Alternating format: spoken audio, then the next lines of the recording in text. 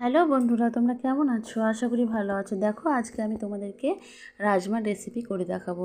তার জন্য আমি আগের দিন এটাকে ভিজিয়ে রেখেছিলাম। দেখো, এখন কুকারে সিটি লাগিয়ে নিব। এটাকে সিটি লাগানোর পরে এর জলটা আমি উঠিয়ে রেখে দিব এবং রাজমাটাকে তুলে নিব।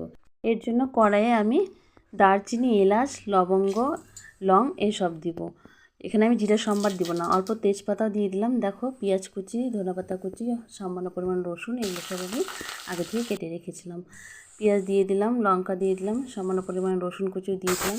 এইভাবে ভাজা করে আমি টমেটোও দিয়ে দিলাম। সামান্য পরিমাণ লবণ দিয়ে দিব, হলুদ দিয়ে দিব, জিরের গুঁড়ো দিয়ে দিব এবং হালকা ধনের গুঁড়ো দিয়ে দেবো। আদা বাটা দিব, দিয়ে আমি মশলাটাকে ভালো করে কষিয়ে সেদ্ধ করে রাখা রাজমাগুলো দিয়ে দিব। সামান্য লঙ্কা গুঁড়ো দিয়ে রাজমাটাকে ভালো করে কষিয়ে রাজমার যে জলটা ছিল সেটা দিয়ে দেবো। এইভাবে কিছুক্ষণ ঝোলটাকে ফুটতে দেবো।